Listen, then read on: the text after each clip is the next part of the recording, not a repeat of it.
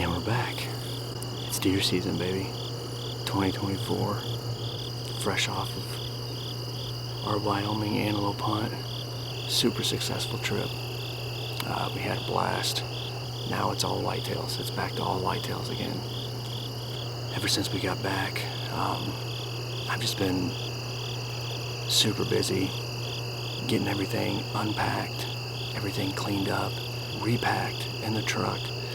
All the deer gear, getting the truck, getting the old buck hauler all deered out. You know, top priority, obviously, getting back into town is to spend time with the wife and the baby. And when I could scratch out a little bit of time, besides all the other stuff that we've been busy with, obviously, I had to make it to the deer woods and just do a little bit of scouting, see if there's any fresh sign, checking a bunch of cameras, and trying to get any sort of recent intel of what's been going on since the last camera checks, since the last time that I've been out here. You know, same song and dance as last year. We've got a couple really young,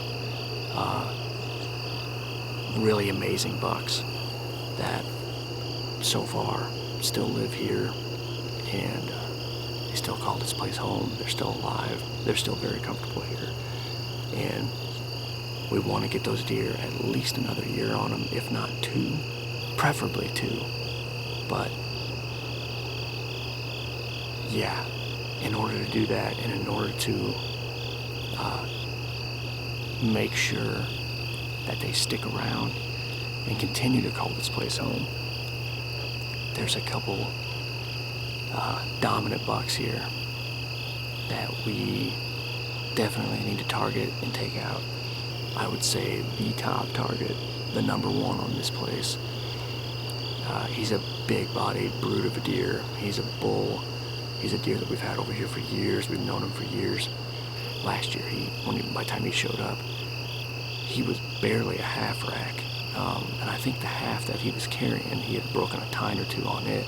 I'd have to go back and look at pictures, but when he showed up this year, he is so cool. I mean, he'd be lucky to hit 140. He's not going to score hardly anything, but he's just a really unique, really cool deer, but also definitely the dominant buck on this property right now. So for that reason, he's definitely at the tip top of the hit list. I mean, he is the top target. The second buck is kind of a spindly 10, another deer that we've known for several years. We've watched grow up for several years. We thought that he might make a big jump this year because last year he had some inside points going on, so we know he's got that in him. So he may throw something up like that again in the future. I mean, he's the kind of deer that, you know, you could stand to leave and see if he expresses that in his genetics in the next year or two again, if he were able to survive. But, you know, again, with the size of one of these young deer in particular that we really want to stay here, and then the lack of size and the lack of a jump that we saw at this spindly 10 that I'm talking about, we decided we're probably going to target that buck as well. Again, he's probably around 140. I couldn't care less. Again, he's a mature deer, he's a dominant deer, and he's here, so we want to make room for these younger bucks to stay here and be comfortable and kind of hopefully rule the roost here in the next couple of years. We've done this approach in the past on this property.